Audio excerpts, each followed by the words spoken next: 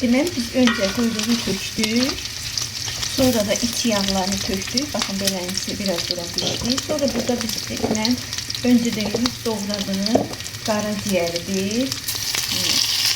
Bakın qaraciyəri, ürəyi və onları tökdüm içine. Biraz da burada pişsin. Biraz da burada qaynasın pişsin. Biraz da burada qaynasın. Bakın. Burada akciğerlə ürək qoyuldu. Görürsünüz, bunların tam pişməsi üçün mən yarım stakan da su əlavə edirəm. Çünki qoyuram hamurda bunun pişməyinə. Hardasa bir yarım saat suyu çəkilənə qədər pişməlidir. Baxın, yağı öz yağını buraxdı.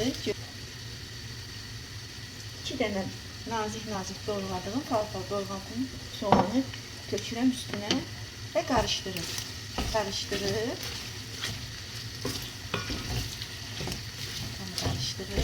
Qapaqla ağzını örtüb 5 dəqiqə də soğanda qalmasını gözləyəcəm. 5 dəqiqə də soğanda qalsın.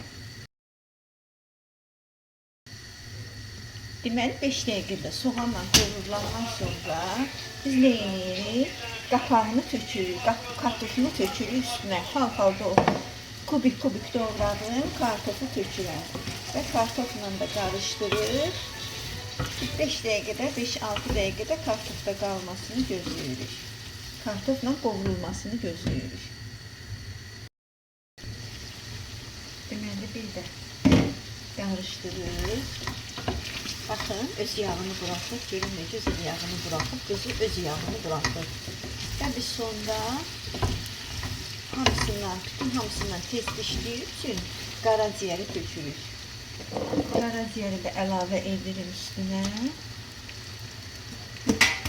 Qarışdırıram. Və duzunu, istiotunu vururuq. Belə pişirin, çox ləzzətli. İnanın, o qədər ləzzətli olacaq.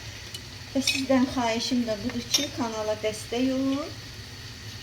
Hansı bölgədən izlədiyinizi yazın.